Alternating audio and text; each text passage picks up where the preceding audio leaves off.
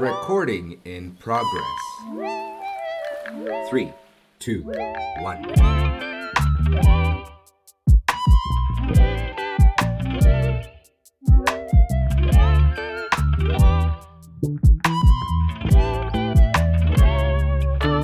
Hello, everyone, and thank you so much for tuning in. This is Jessie Del Fierro, one of the two facilitators for the Engagement Lab, and this is Andrés Moreno. Woo, woo, woo, woo. Welcome to the Engagement Lab cast. This episode is going to be a bit longer because it's our summer summary episode. During the summer, we had 2 online sessions that focused on allowing the participants to connect. There have been some big changes. We took a look at our first 2 sessions and we started to really have conversations between ourselves and then some conversation with JD and Adrian as well about what was working and what wasn't. As we keep looking at this being a year-long program and folks coming back for session after session, we really wanted to highlight and keep the ideas of emergent strategy by Adrienne Marie Brown present in our work.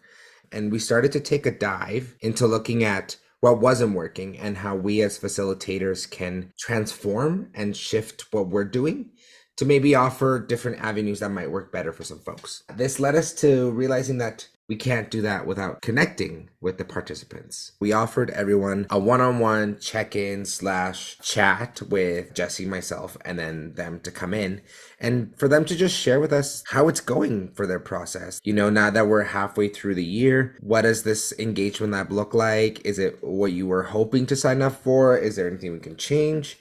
And we had a really good turnout. I mean, we got 30 out of 40 participants. So, I mean, that's a win on my end. It's a B+. So I'll take a B+. We are very happy with Bs. Right? We got some really great feedback from a lot of participants. Yeah. Do you remember off the top of your head, Jesse, some of the ones that stick out to you the most?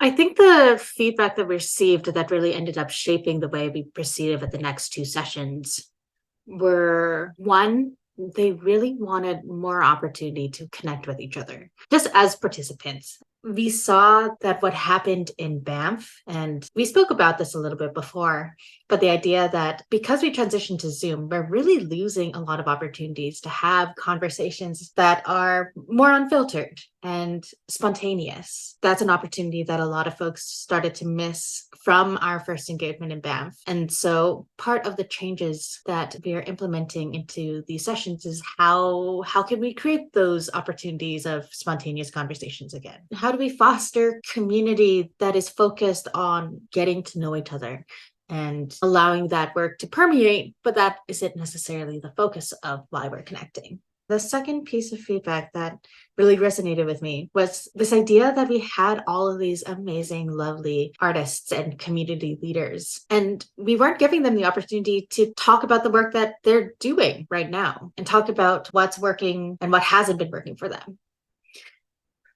One of the things that inspired us from Emergent Strategies by Adrienne Marie Brown is the idea that we must be responsive and adaptive. And hearing this feedback from our participants during the one-on-ones, we really needed to figure out how can we use the resources and the structures that we have created so far and adapt them to meet the needs of what our community members need right now. You'll see as we get deeper into the conversations with what our sessions look like. We really wanted to acknowledge that there is a plethora of knowledge in our community. I do think that was a puzzle piece that we were missing in our original envisioning of the lab, is really asking ourselves, how can we highlight the knowledge that's already in the group and get them to have conversations with each other, where it's not always us leading the conversation, but we just give them the space to be able to connect with each other and be like, hey, I'm also doing this.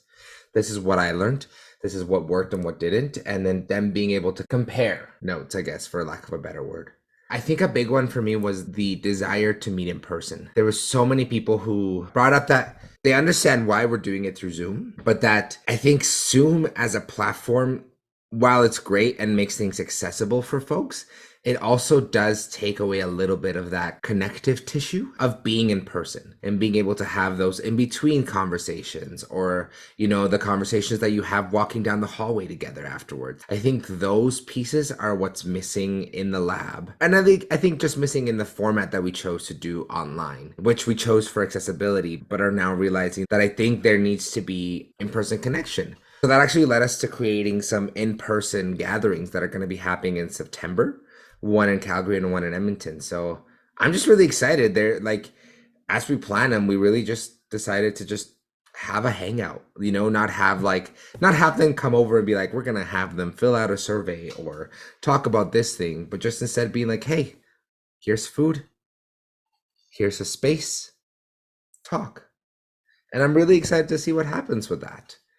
I think the one-on-one interviews were really, really great for us to also check with our participants, because I think some of them are really struggling to find time to be able to come join us. And especially the ones that are working within institutions and having to juggle the wild amount of work that is required to administer a theater company and still be able to make time for this kind of work, that not only is it the 3 hours every Monday night, every 2 months that we ask you to hang out with us, but it's also like the labor of before and after, right? Am I ready to walk into the space, or do I feel like certain things when I think about walking into the space because maybe I'm not caught up, or maybe I haven't had the time to do the reading, or all these things that do add up to how folks are engaging with our lab. It was a nice reminder that for us it's like, oh yeah, it's just like come hang out, but I don't know that everyone sees it that way, and just wondering how we can make this space inviting regardless of where you're at in your process.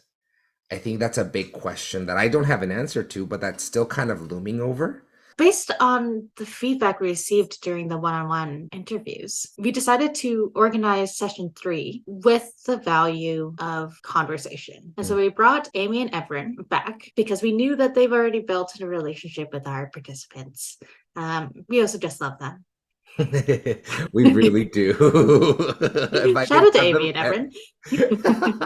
If I could have them at every session, I 100% would. Oh, yeah, true. Based on the feedback we received and the desire to socially connect with others, we decided to begin this session on Gather Round. And so what Gather Round is this online platform. It's basically like friend speed dating. And so each of the rooms have 2-3 cards that have certain questions, mostly because I've done this before and I loved the turnout and the response was relatively positive. And so folks would get into these rooms, they would have these questions, they would have the option to opt in, opt out, they would connect. This would be around 7 minutes.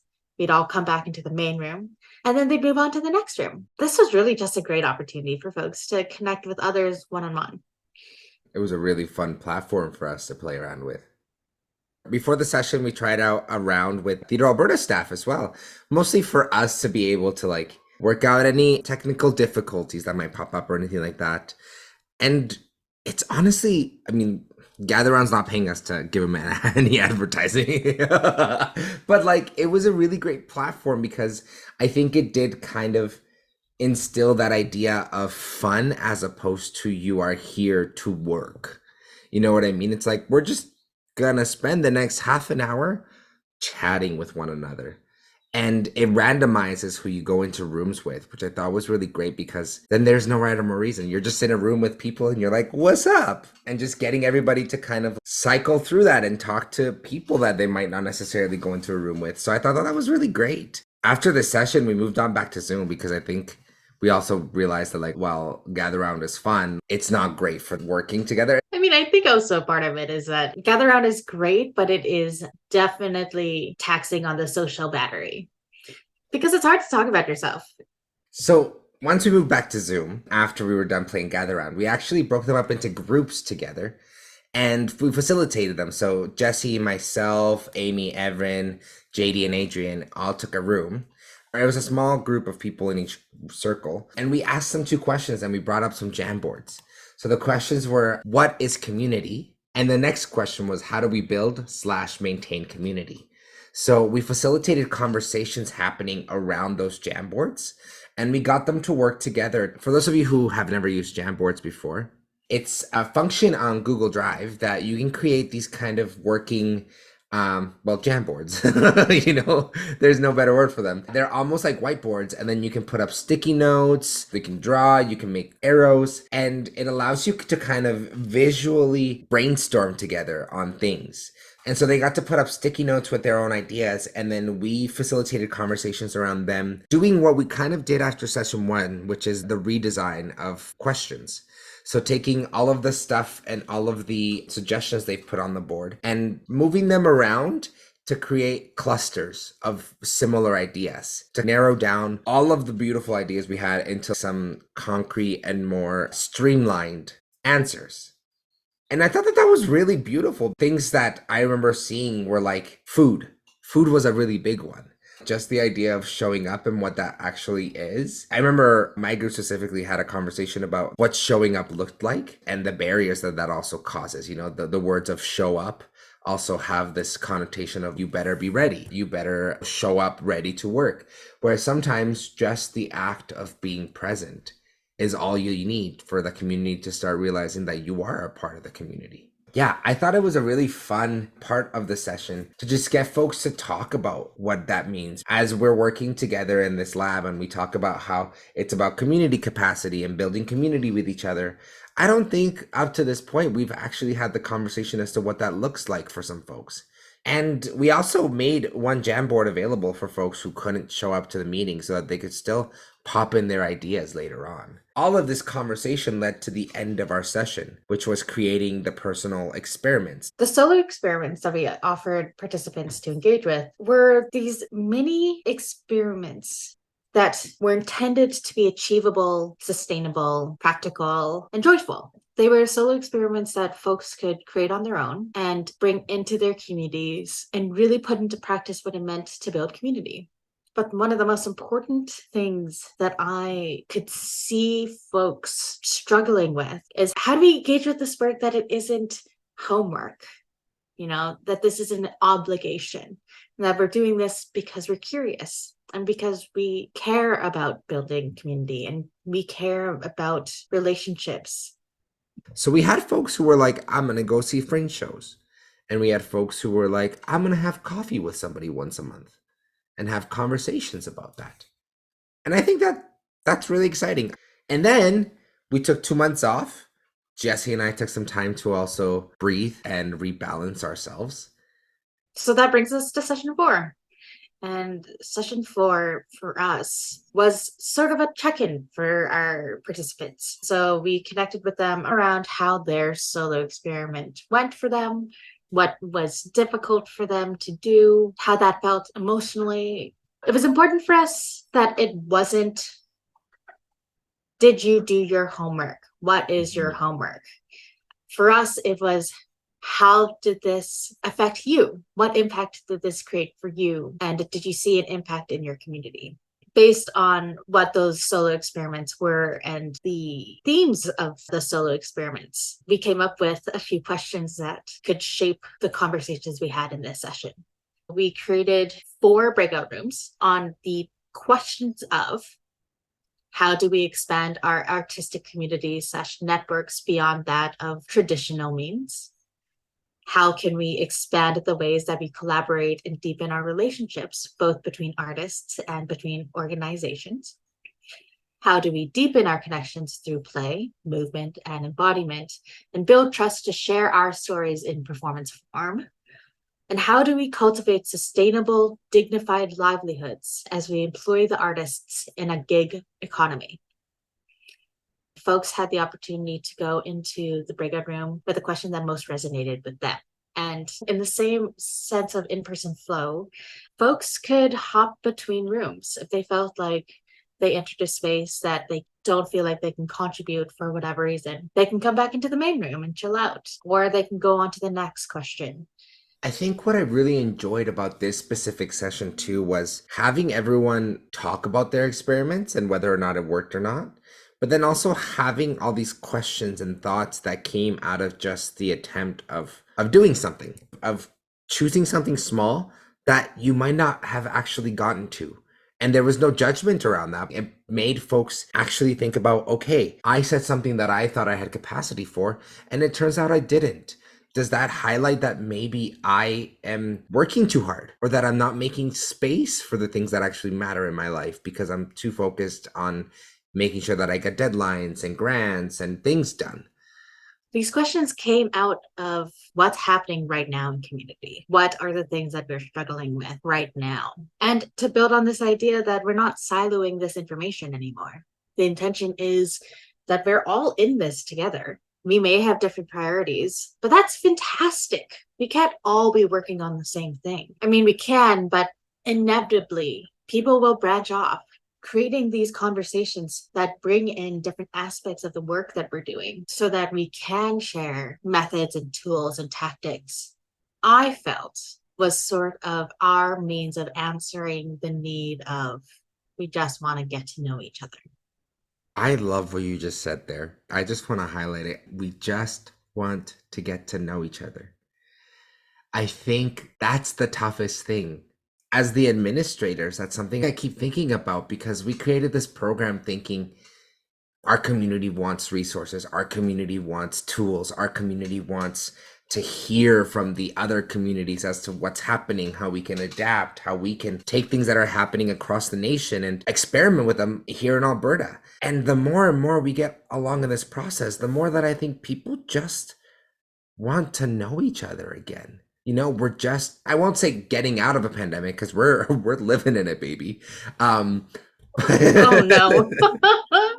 but people are coming out of a real hibernation period of social interaction. And I think sometimes the higher learning conversations are getting in the way of how we can just get to know each other.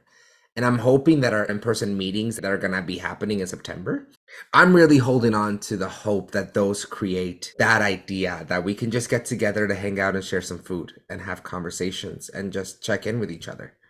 But I'm also very keen not to place my own biases and my own desired outcomes into anything we do moving forward. I think something I'd like to touch on next, I think, is just how our experience has been. We've been talking a lot about what we're offering our participants. If we're going to make a podcast for people to listen to these conversations, we also should talk about what administering, or like we said in our original episodes, what starting a movement is like. I think one of the hardest things for me as a facilitator is staying true to the original intentions of why we brought the engagement lab into existence.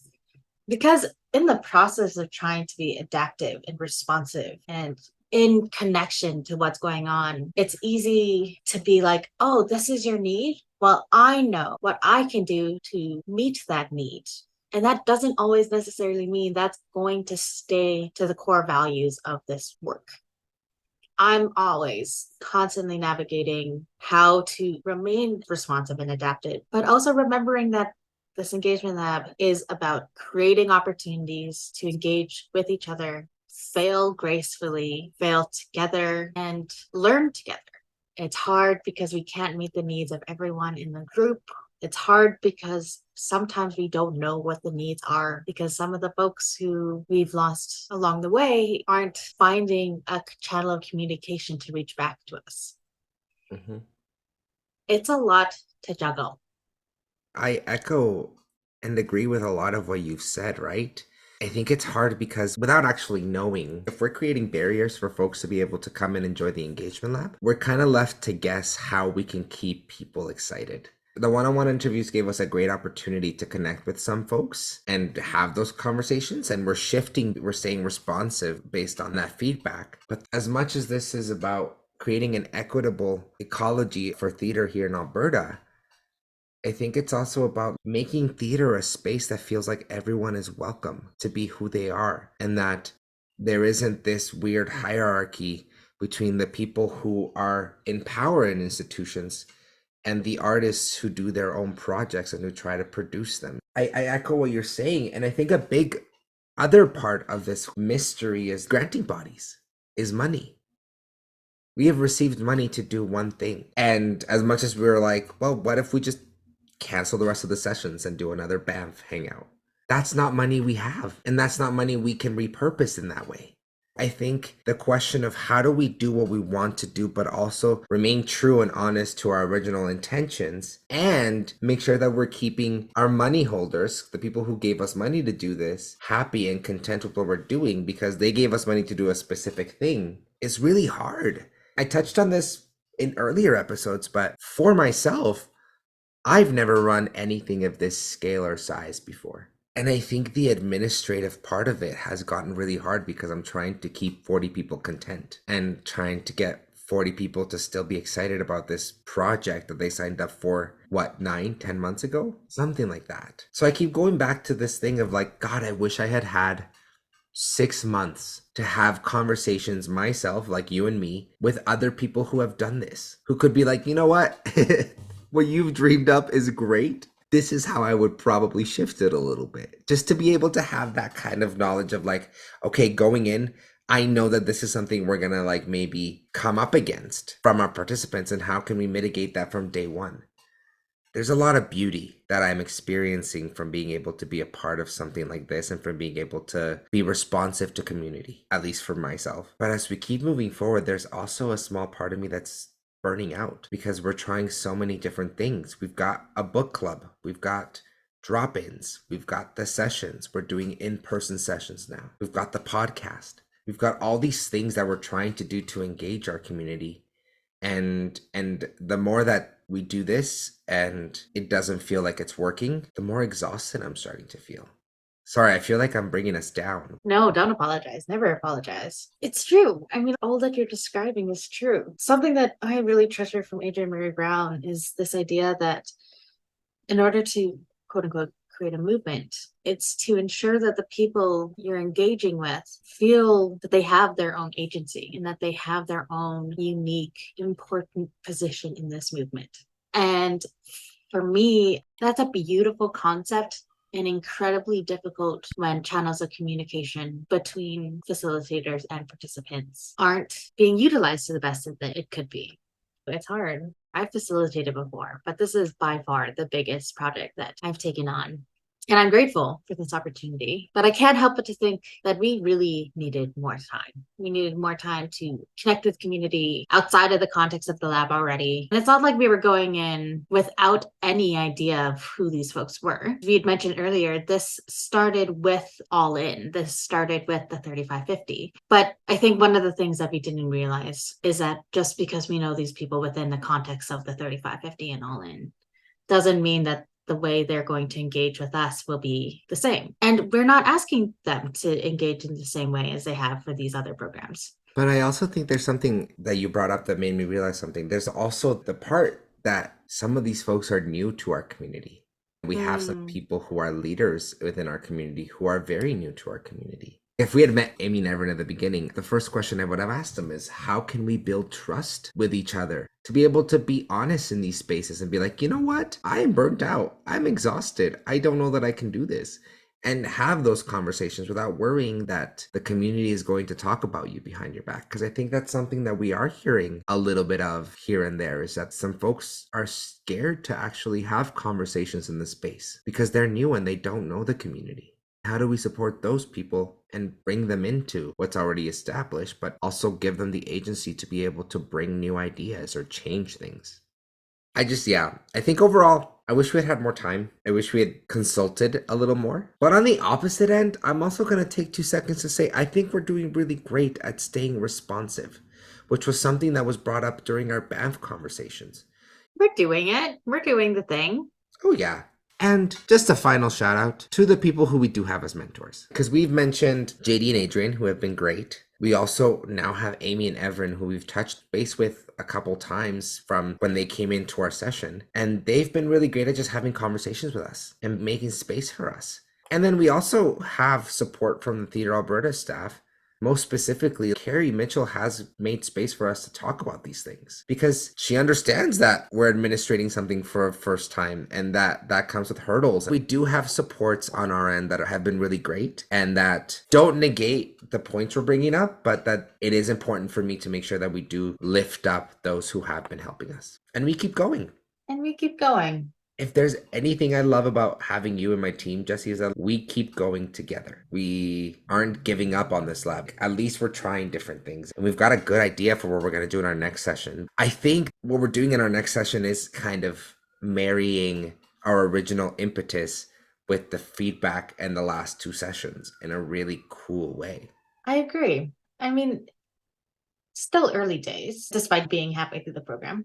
Still a lot of opportunity here. I think we have a hard time in between the sessions and leading in, and I think this can be said for our participants as well. In between the sessions, it's hard to be motivated. But when you get there, it's an entirely different game. We can share energy. When we're in the space, it's a reminder that we're doing this together. And we have our limitations. These sessions are only 3 hours every 2 months. And we have our optional drop-ins and our optional book club. And outside of that, it's really up to us to continue being in relationship and not expecting everything to happen within our limited 3 hours.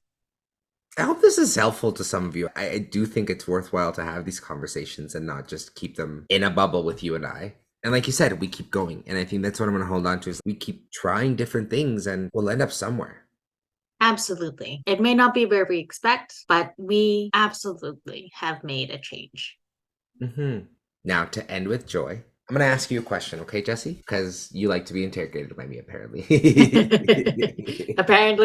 Apparently. So to end with joy, let's go back to our third session that we had in the summer where we had the jam boards and we asked the question, what is community? Do you remember one of the offerings made by the participants that sticks out to you? I don't remember who offered this, but this Post-it note entirely encapsulates my intentions for the engagement lab. Community is the community you choose and who chooses you.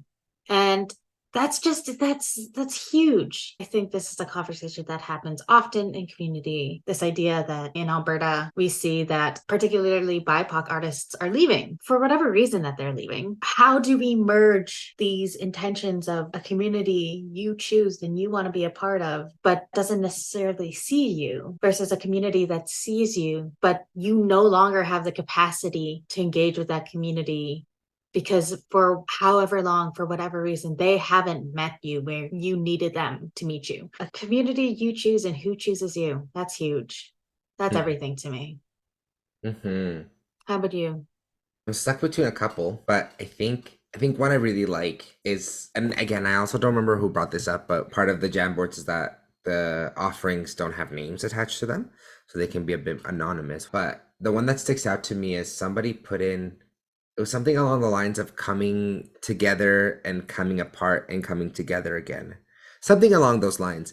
And it was the idea that community is something you can always come back to and that it's okay to leave when you're busy, but that will be there waiting for you when you're ready to come back to it. And I think that was part of why we also chose to have this as a year-long session with time in between the sessions. We've seen a lot of these retreats or these initiatives do like a week workshop and then you leave and there's no follow-up, there's no reconnecting. And I think that that's something that we're at least doing with the engagement lab. I don't remember how we set it up, but there is a Monday every 2 months where you can go into a Zoom room and have a community of folks who are all working towards the same thing. So I think that when somebody brought that up in the Post-it notes, I was like, look at that. So yeah, thank you for that. Is there any last thoughts you have before we sign off today?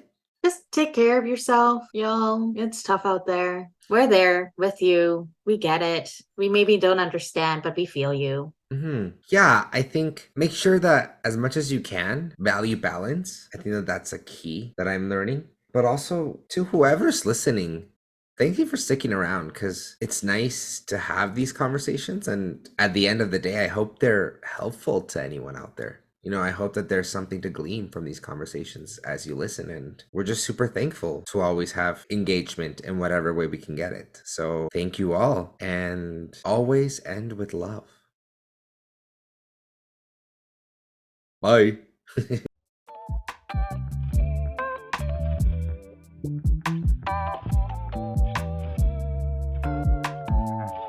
The Engagement Lab podcast is possible with the initial support from 3 local foundations to transition our all-in program to the 3550 initiative and the Engagement Lab. The foundations were the Edmonton Community Foundation, Calgary Foundation, and the Rozsa Foundation. We're thrilled to announce that the Engagement Lab is supported by both Alberta Culture's Community Initiatives Program and the Canada Council for the Arts.